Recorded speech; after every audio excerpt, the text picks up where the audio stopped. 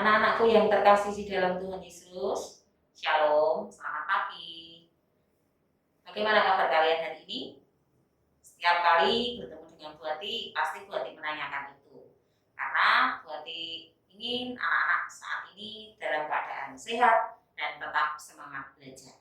Nah, anak-anak yang terkasih, kita akan melanjutkan pembahasan kita dari minggu yang lalu setelah kalian membuat hasil wawancara laporan hasil wawancara bersama orang tua kalian, di mana Bu Ati minta untuk diunggah di GC, tetapi seandainya tidak bisa untuk dikirim melalui GC, bisa nanti hari Rabu ketika anak-anak melaksanakan PTM, tugas itu kamu bawa ke sekolah. Begitu ya anak-anak ya, jadi tidak usah bingung untuk laporan hasil wawancara. Nah, hari ini kita akan melanjutkan materi kita setelah kalian membuat laporan hasil wawancara. Kita akan belajar untuk mempresentasikan hasil wawancara tersebut. Nah, hari ini materi kita masih tentang wawancara, tapi kita fokus ke presentasi.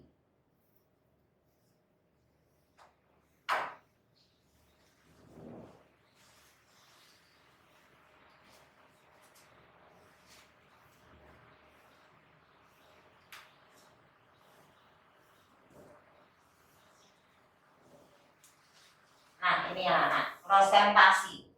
Nah, sebelumnya berarti tanya dulu, apa presentasi itu? Mungkin sudah ada anak yang tahu ya. Pengertian dari presentasi mungkin kalian sudah pernah melihat orang yang presentasi, tapi ini pengertiannya ya. Presentasi adalah kegiatan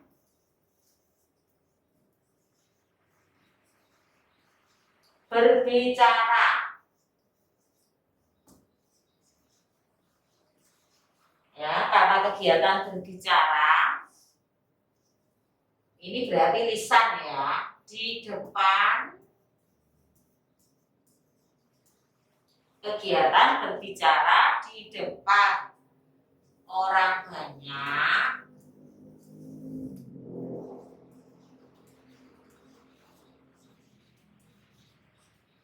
kegiatan berbicara di depan orang banyak untuk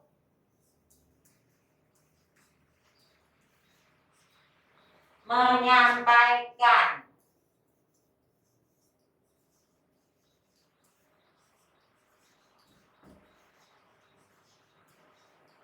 pendapat atau ide, pendapat atau ide atau juga informasi.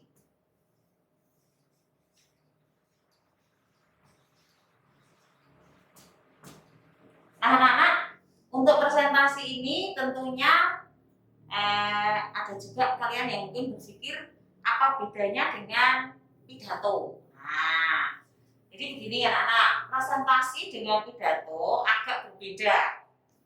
Meskipun sama-sama berbicara di depan orang banyak, kalau presentasi ya anak, ini kalian telah melakukan satu kegiatan terlebih dahulu. Misalnya, kemarin anak-anak melakukan kegiatan wawancara, kemudian membuat laporan hasil wawancara, baru ke presentasi. Ya. Tapi kalau pidato tidak. Pidato tidak perlu melakukan kegiatan sebelumnya. Jadi pidato itu berbicara di depan orang banyak, juga menyampaikan informasi atau pendapat, tetapi dia tidak membutuhkan kegiatan terlebih dahulu. Jadi bisa langsung. Biasanya kalau pidato ini hanya untuk membuka acara tertentu ya, menyampaikan sambutan di depan banyak orang, cuma itu. Tapi kalau presentasi harus diawali dengan satu kegiatan terlebih dahulu. Seperti kemarin anak-anak wawancara, membuat laporan, baru laporan hasil wawancara dipresentasikan di depan banyak orang. Itu bedanya presentasi dengan pidato. Jelas ya anak-anak ya? Oke, nah sekarang jenis-jenis presentasi ya anak-anak. Ada beberapa jenis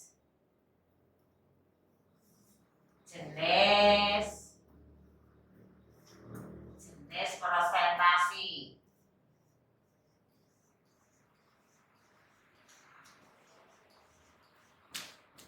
Yang pertama adalah presentasi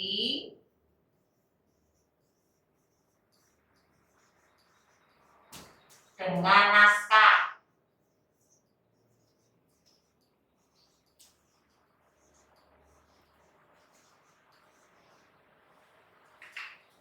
Maksudnya begini, presentasi dengan naskah ini adalah presentasi yang dilakukan dengan cara membaca naskah. Jadi anak-anak sudah membuat naskahnya terlebih dahulu, kemudian kamu membacanya di depan orang banyak. Ini namanya presentasi dengan naskah. Ya, ini berarti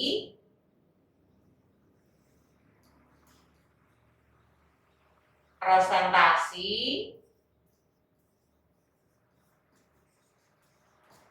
dengan membaca naskah. Membaca ya.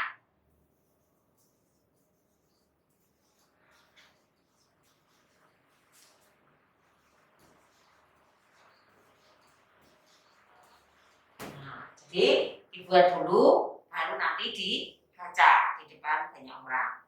Kemudian yang kedua, presentasi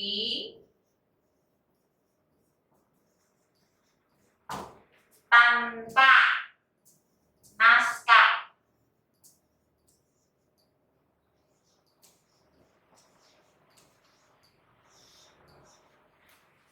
Nah, anak-anak, untuk presentasi tanpa naskah ini artinya anak-anak memberikan presentasi, menyampaikan presentasi dengan cara menghafal, ya, menghafal materi yang sudah kamu buat, kamu siapkan. Jadi ini dengan cara presentasi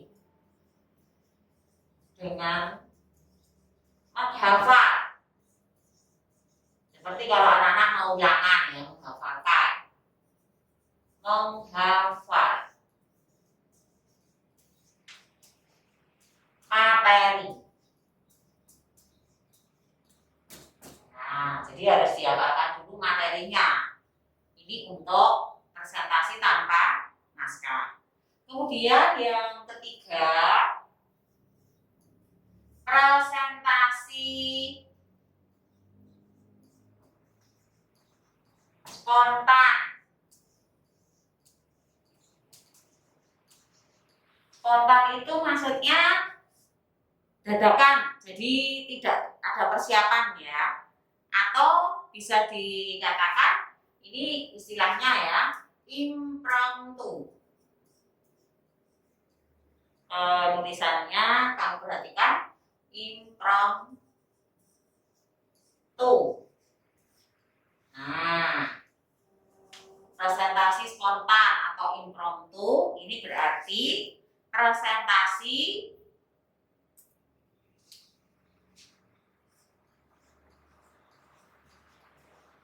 tanpa persiapan.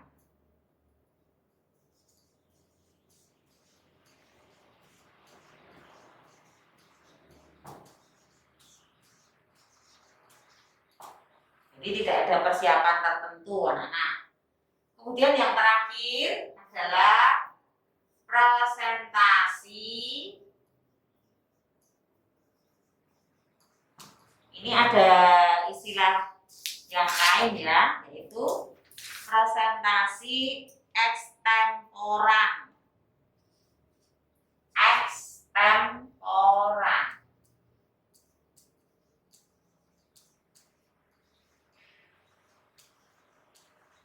Ini presentasi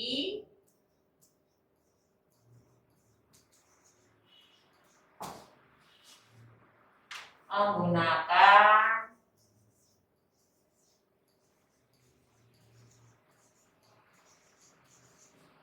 garis besar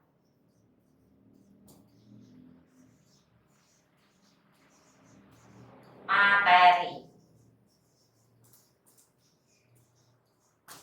Jadi untuk yang keempat ini anak-anak, kalian cukup menuliskan garis besar materinya saja, kemudian nanti kamu sampaikan kepada orang banyak. Nah, ini adalah jenis-jenis presentasi ya. Jadi ada 4 ya. Ini pengertiannya, kemudian ini jenisnya. Kamu perhatikan.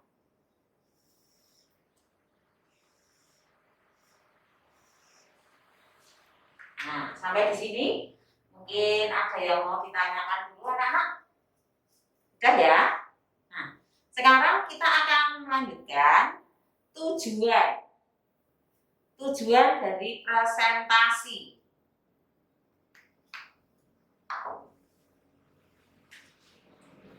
Tujuan presentasi. Orang mengadakan presentasi tentunya punya tujuan. Maksud. Tujuan presentasi ya. Punya tujuan, punya maksud. Yaitu yang pertama, menyampaikan informasi.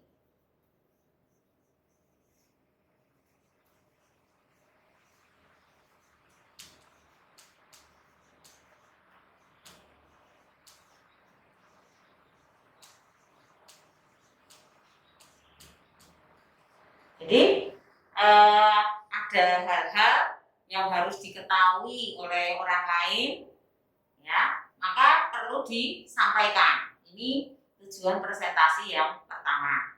Kemudian yang kedua adalah meyakinkan. Meyakinkan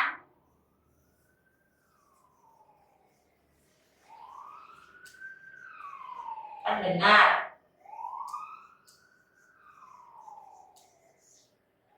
Ini mungkin kalau kaitannya dengan ekonomi ya. Nah, presentasi masalah perusahaan. Nah, itu meyakinkan pendengar. Kemudian yang ketiga, menghibur pendengar.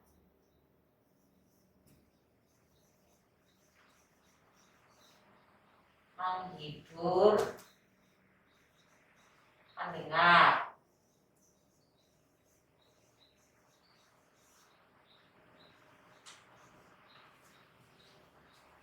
Maksudnya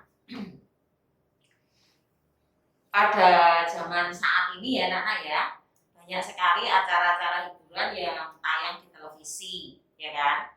Acara itu mungkin bisa dipimpin oleh seorang presenter. Nah, ini tujuannya untuk memberikan hiburan kepada penonton, kepada masyarakat.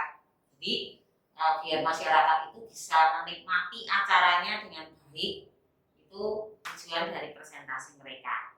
Kemudian yang keempat itu memotivasi pendengar untuk melakukan satu tindakan. Memotivasi, mendorong, motivasi ya. Memotivasi pendengar. Mungkin ketika mendengarkan presentasi, maka pendengar atau penonton itu bisa menjadi terdorong untuk melakukan satu tindakan tertentu, ya. Mau melakukan, misalkan anak-anak kemarin laporan hasil wawancara, kemudian di sana kalian memberikan kesimpulan ya. Mungkin orang yang mendengarkan laporan itu kemudian terdorong, tergerak hatinya untuk melestarikan hewan atau tumbuhan yang ada di sekitar tempat tinggal kita. Itu namanya memotivasi pendengar. Lalu yang kelima, membuat ide. Membuat ide atau gagasan. 5.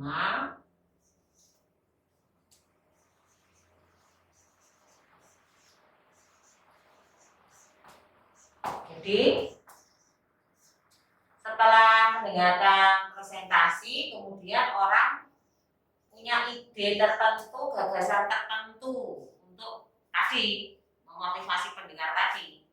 Misalkan, setelah mendengarkan laporan hasil wawancara tentang tumbuhan atau hewan di sekitar saya ingin melestarikan hewan atau tumbuhan itu. Lalu membuat apa caranya? Nah, mungkin dengan membuat cagar alam, suaka marga satwa, atau mungkin hanya penangkaran kecil di dekat rumah dan sebagainya. Itu tujuan dari presentasi, ya. Kemudian yang keenam, menyentuh emosi.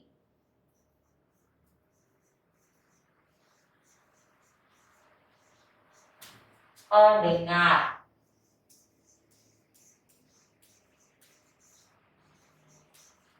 Menyentuh emosi pendengar. Jadi ketika kalian mendengarkan presentasi, kalian mulai merasakan pembicaraan dari presenter tersebut, ya. Kemudian kalian melakukannya dalam kehidupan sehari-hari sebagai wujud ini sentuhan. Misalkan tadi setelah kalian mendengar laporan hasil wawancara tentang tumbuhan atau hewan di sekitar tempat tinggalku, mendorong kalian untuk melakukan sesuatu. Ini karena ada sentuhan rasa di sini, emosi, ya. Merasa bertanggung jawab, merasa sayang kepada hewan dan tumbuhan tersebut. Nah, ini ada tahap-tahapan yang tertentu sehingga ada tujuan presentasi di situ. Dan yang terakhir, yang ketujuh,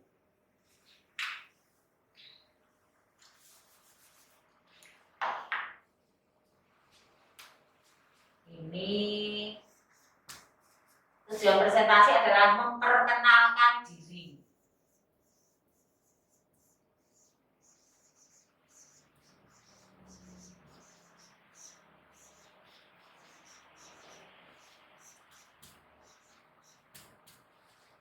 Maksudnya demikian, anak-anak. Ketika kamu melakukan wawancara kemarin, ya, kemudian kamu sebelum melakukan wawancara kan kamu mestinya ada perkenalan dengan narasumber.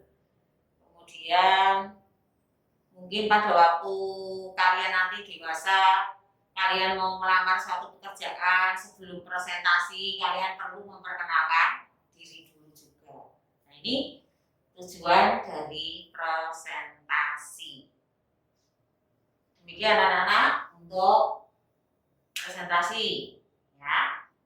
Mari kalau sudah, kita lanjutkan dulu, ya, sebelum kita masuk ke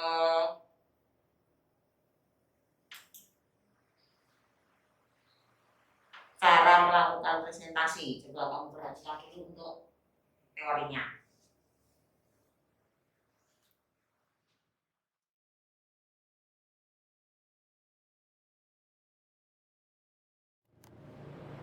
Nah, anak-anak, mari sekarang kita lanjutkan. Untuk berikutnya adalah cara mempresentasikan. Cara mempresentasikan hasil wawancara kalian. Nah, seandainya nanti ada kesempatan, ya, atau waktu. Yang pertama, langkah yang pertama bagaimana caranya?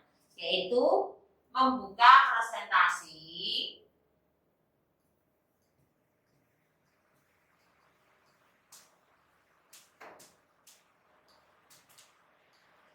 dengan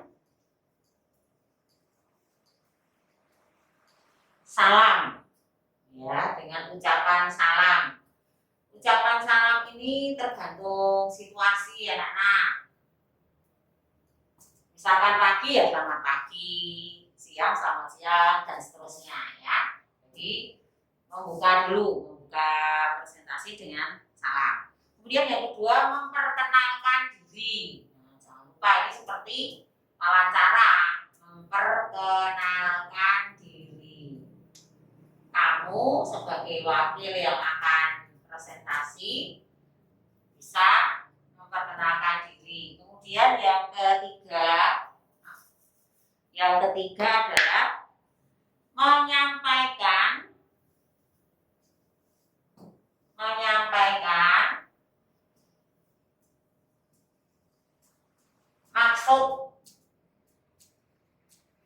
maksud atau tujuan presentasi.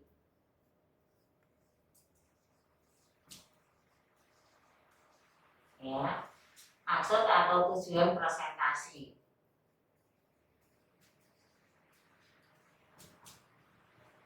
Jadi apa yang akan kamu sampaikan informasinya itu kamu sampaikan setelah perkenalan. Kemudian yang keempat, menyampaikan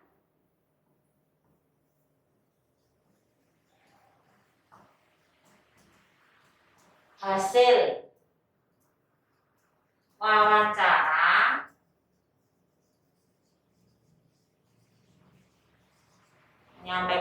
wawancara dengan jelas.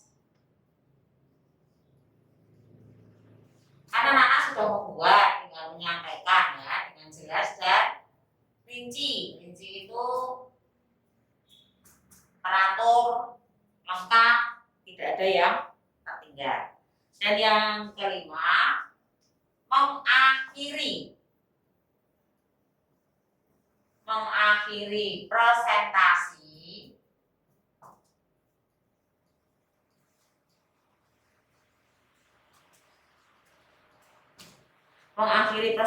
dengan ucapan terima kasih. Jangan lupa ya, dengan ucapan terima kasih.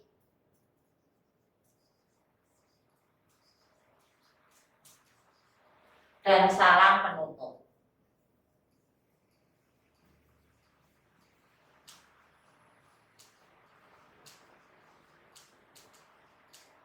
Nah, ini anak-anak langkah atau cara mempresentasikan hasil wawancara. Jadi, yang pertama dibuka dulu dengan salam, lalu kalian memperkenalkan diri, menyampaikan maksud dan tujuan presentasi apa, menyampaikan hasil wawancara atau hasil presentasi itu, dan mengakhirinya dengan ucapan terima kasih dan salam penutup. Ini untuk cara mempresentasikan hasil wawancara. Nah, sekarang anak-anak, ketika kamu melakukan presentasi ini, apa yang harus kamu perhatikan saat kamu presentasi? Ya, ada beberapa hal yang harus kamu perhatikan ketika kamu melakukan presentasi. Ya. Hal yang harus diperhatikan.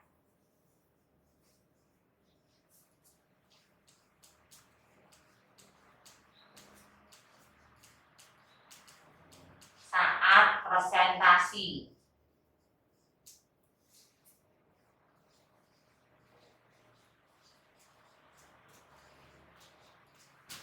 Yaitu satu. Yang pertama kali adalah percaya diri. Nah, jangan mudah nervous. Kalau kamu nanti nervous, maka apa yang akan kamu sampaikan tidak akan bisa berjalan dengan baik dan lancar. Percaya diri, ya. Di sini percaya diri ini juga mengingat dengan menggunakan bahasa yang sopan.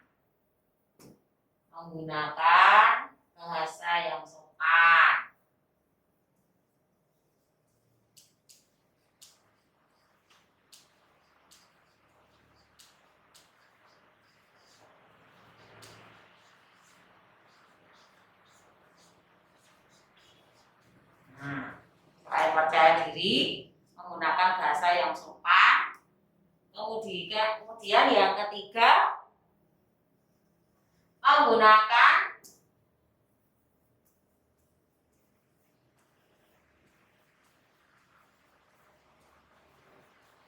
bahasa yang komunikatif atau mudah dimengerti.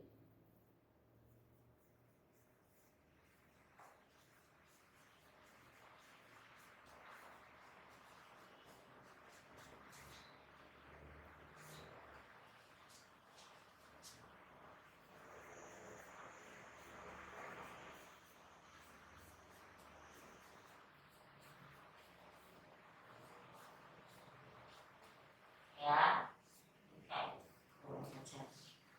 komunikatif atau mudah dimengerti. Kemudian yang keempat yang harus diperhatikan lagi selain bahasanya ini mudah dimengerti, tidak usah berbelit-belit ya, bertele-tele. Nah, ini ketika kamu menyampaikan presentasi, perhatikan yang keempat ya, perhatikan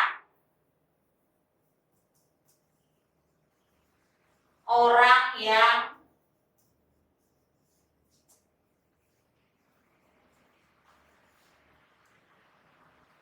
melihat atau mendengarkan presentasimu.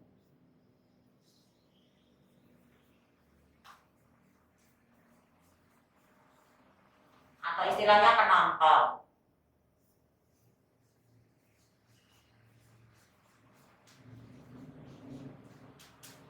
Jadi meskipun anak-anak memakai cara atau teknik presentasi yang membaca naskah, ya sesekali kamu lihat orang yang di depanmu, jangan lihat naskahnya terus ya.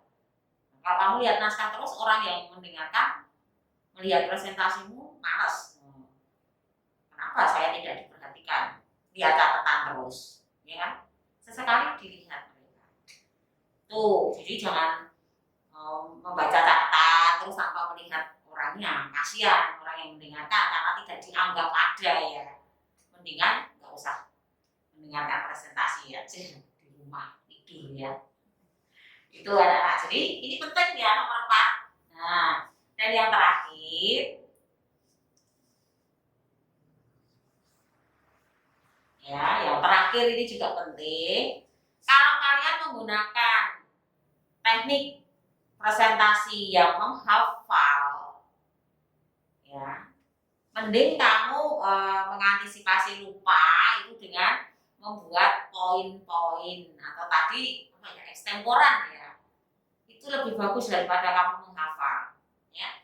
Jadi yang harus diperhatikan kelima ya, jika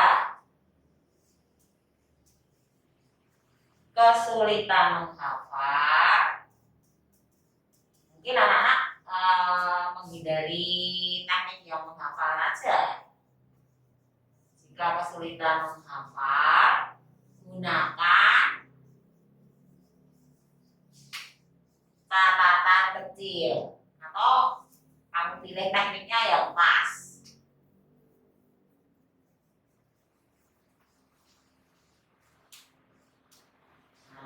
Mending jangan pakai yang hafalan ini. Jadi ada cara mempresentasikan hasil wawancara dan ada yang harus kamu perhatikan. Ada 5 ini.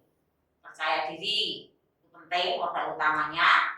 Bahasanya yang sopan, bahasanya mudah dimengerti, tidak usah berbelit-belit. Kamu memperhatikan orang yang kamu ajak untuk mendengarkan presentasimu dan gunakan catatan jika kamu merasa sulit untuk menghafal. Jadi sedapat mungkin jangan gunakan teknik yang menghafal. Semua orang punya pilihan masing-masing untuk menyampaikan cara presentasi ya. Jadi tergantung diri sendiri. Ini anak-anak yang harus kamu perhatikan. Nah, masih ada lagi untuk manfaatnya apa kalau kita melakukan presentasi. Kita akan lanjutkan berikutnya.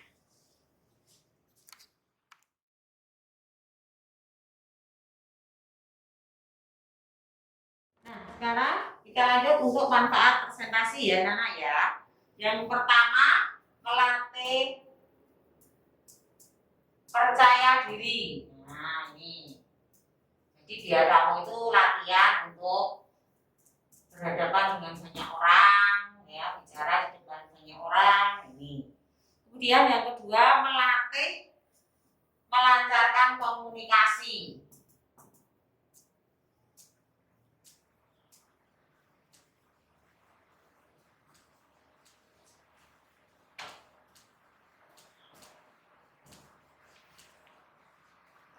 Biar komunikasi kalian itu bisa lancar, maka harus dilatih ya. Dan yang ketiga, memupuk mental, keberanian maksudnya.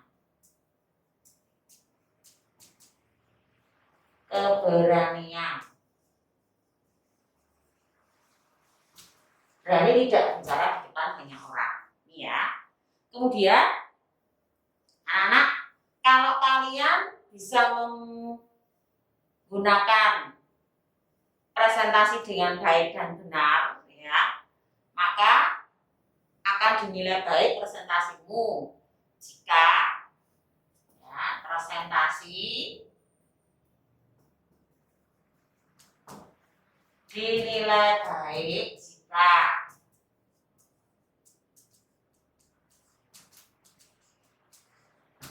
satu, ada pembukaannya tadi ya, perkenalan dan sebagainya. Kemudian inti presentasi dan penutupnya. Jangan lupa tadi ucapan terima kasih dan seterusnya tadi sudah dibahas di depan. Kemudian yang kedua, dikomunikasikan dengan urut, jangan loncat-loncat.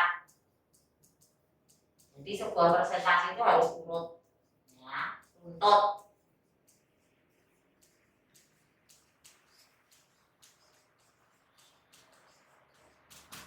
Yang ketiga, ada gagasan pokok. Yang ketiga, anak gagasan pokok dan gagasan pendukung. Nah, ya, gagasan pokok dan gagasan pendukung.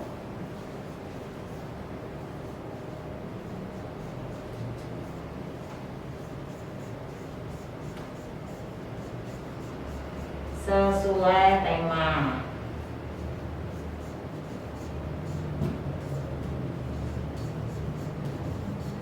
Jadi apa yang kamu sampaikan itu harus sesuai dengan temanya.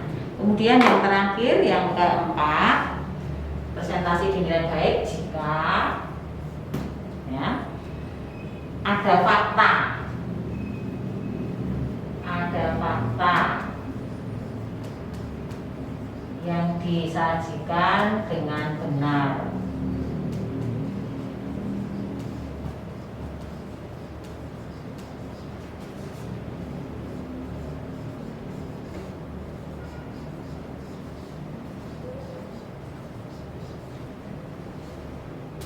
Nah, ini anak-anak, presentasi dinilai baik jika ada syarat keempat tersebut. Mungkin sampai di sini ada yang mau ditanyakan, mungkin nanti ya. Yang jelas ada pembukaan, inti penutup, lalu presentasi itu harus urut dan sesuai tema dan ada faktanya. Jadi bukan rekayasa. Demikian anak-anak untuk hal-hal yang berkaitan dengan presentasi.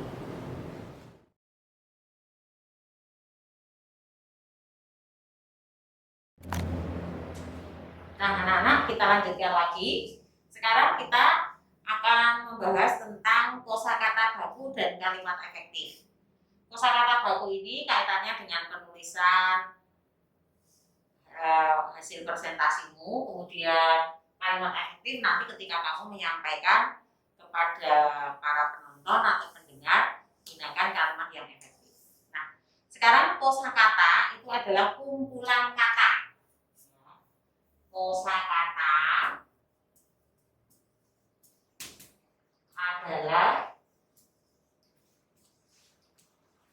kumpulan kata.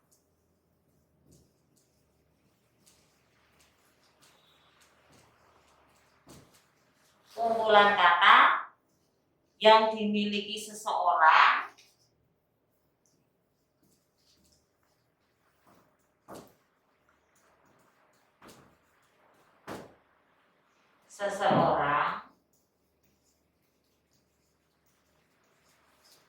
untuk menyusun kalimat. Jadi ketika kalian mau menyusun sebuah kalimat harus ada kosakatanya. Ini pengertian kosakata saja.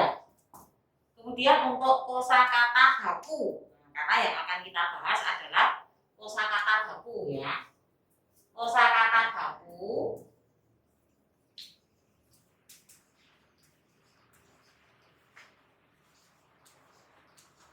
pengertiannya berarti juga kumpulan kata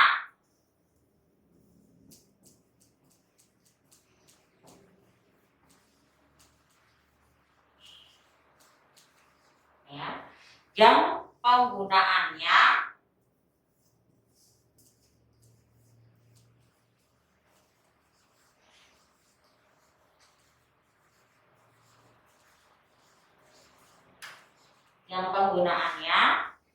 sudah sesuai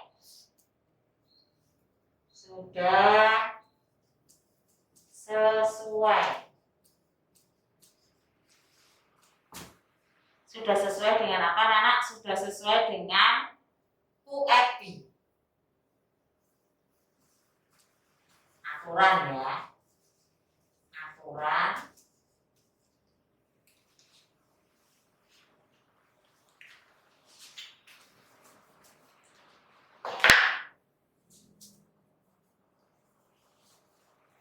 pedoman, aturan pedoman bahasa Indonesia.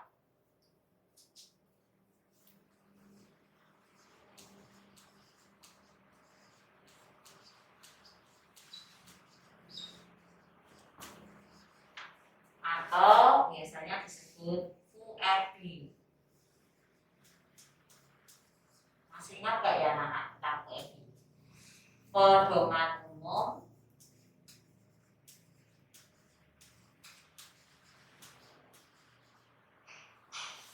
Pedoman umum ejaan bahasa Indonesia.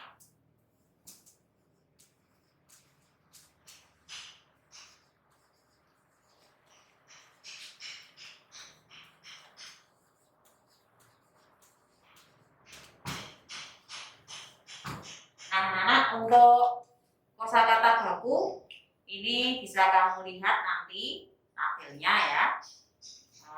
Saya akan sampaikan kepada kalian kata yang baku dan tidak baku. Nah, saya ambil aja satu contoh, misalkan anak-anak jalan di perjalanan itu sering membaca. Ada kata contoh ini ya.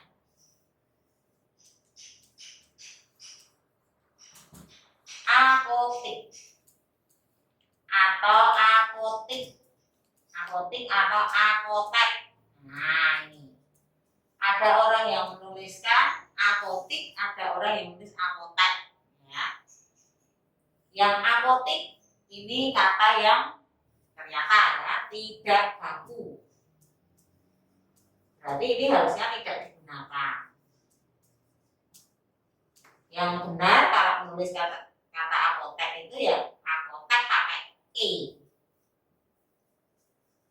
Jadi nanti anak-anak sudah bisa menilai. Oh, penulisan apotik dengan I ya, ini tidak baku. Perhatikan ya. Ini I tidak baku, harusnya dengan E. Nah, dan masih banyak lagi contoh-contoh yang nanti bisa kamu lihat pada tabel yang akan saya sampaikan ya. Yuk, sekarang kita lanjut ke kalimat efektif. Kalimat efektif itu kalimat yang sesuai dengan sudah dipahami dan benar. Ada beberapa ciri kalimat efektif anak-anak. Ini saya hapus ya untuk yang atas. Kalimat efektif. Maksudnya sekarang ke kalimat efektif.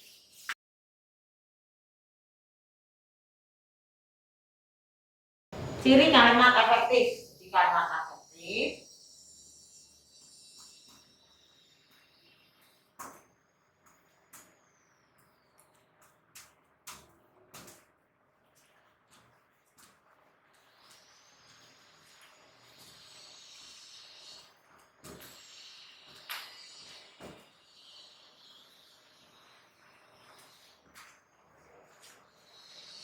kalimat yang penulisannya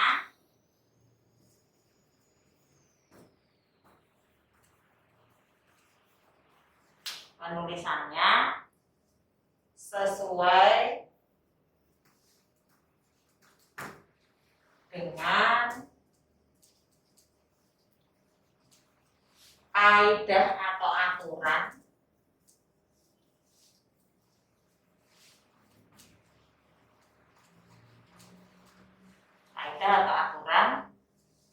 bahasa yang benar.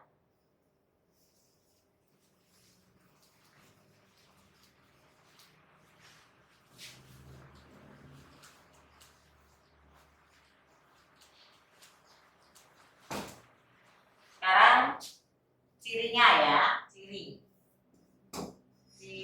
kalimat efektif.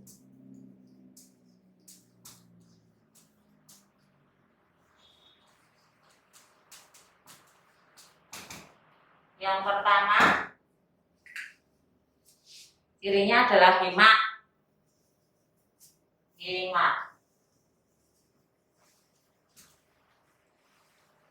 contohnya. Ya. Adik mandi. Adik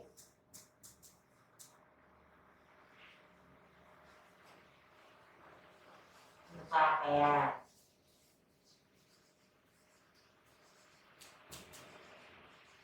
Maka kedua kalimat ini kalau kita gabung anak menjadi adik mandi lalu berpakaian.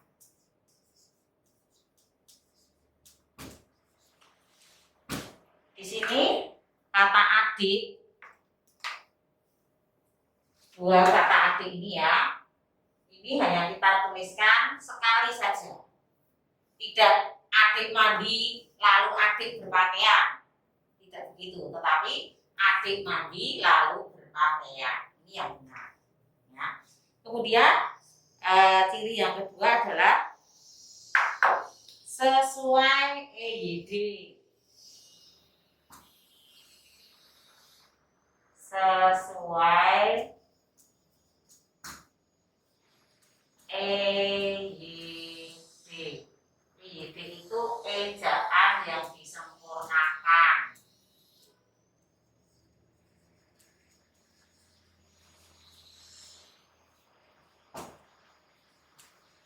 Jadi penulisannya harus baku anak-anak. Ya, ejaan yang disempurnakan. Ejaannya, tanda bacanya itu harus benar. Misalkan huruf besarnya ini ya, ini kaitannya dengan ejaan atau huruf besar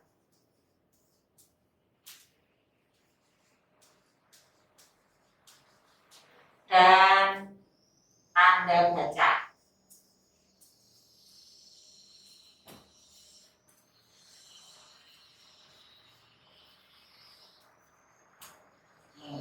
Kemudian yang ketiga cirinya adalah sistematis.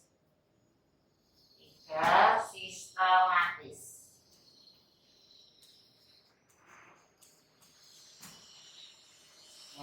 Sistematis ini ada SPO atau subjek, predikat, dan objeknya.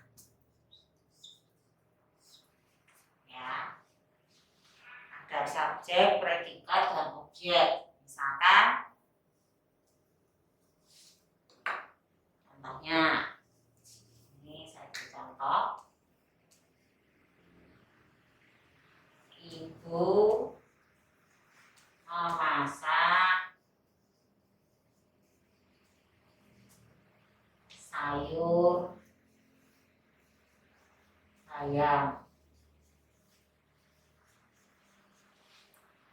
Ini sebagai subjek, memasak predikat, sayur bayam, objeknya. Nih. Kemudian yang terakhir, ya, untuk cirinya adalah tidak ambigu. Apa itu ambigu ya? Tidak ambigu. Ambigu itu bermakna ganda. Jadi maknanya harus satu. Tidak membingungkan nanti. Tidak bermakna ganda. Jadi hanya ada satu pengertian. Nih contohnya, adik mandi lalu berpakaian. Yang mandi siapa? Adik. Yang berpakaian siapa? Ya adik. Ini maksudnya satu pengertian, satu makna ya. Yang mandi adik, yang berpakaian juga adik. Nah anak-anak, ini untuk kalimat efektif. Kemudian nanti kamu perhatikan ya untuk contoh-contoh kalimat yang efektif. Nanti penggunaan ejaan, huruf besar, dan tanda baca bisa kamu lihat di ini PURB. Mulai sekarang anak-anak bisa membeli bukunya, buku PURB, Pedoman Umum Ejaan Bahasa Indonesia. Ya, ini bisa kamu gunakan nanti sampai kelas 6, bahkan sampai SMP, sampai seterusnya. Nah, anak-anakku yang terkasih di dalam Tuhan Yesus, demikian tadi pembelajaran kita hari ini tentang presentasi, lanjut ke kosakata baku dan kalimat efektif. Kalau anak-anak pelajari dengan baik videonya, ya, supaya nanti anak-anak bisa belajar dengan baik, walaupun nanti kalian sudah melaksanakan PTM, akan kami ulang lagi supaya kalian lebih jelas, tetapi selanjutnya kalian harus punya semangat untuk tetap belajar di rumah meskipun kita masih PTM-nya bergilir ya, jadi belum 1 minggu penuh. Nah, kalau ada hal-hal yang kurang jelas bisa kamu tanyakan kepada guru. Semoga pembelajaran kita saat ini bisa memberikan manfaat untuk anak-anak dan tetap jaga kesehatan di rumah, tetap semangat belajar. Tuhan Yesus memberkati kita selalu. Amin.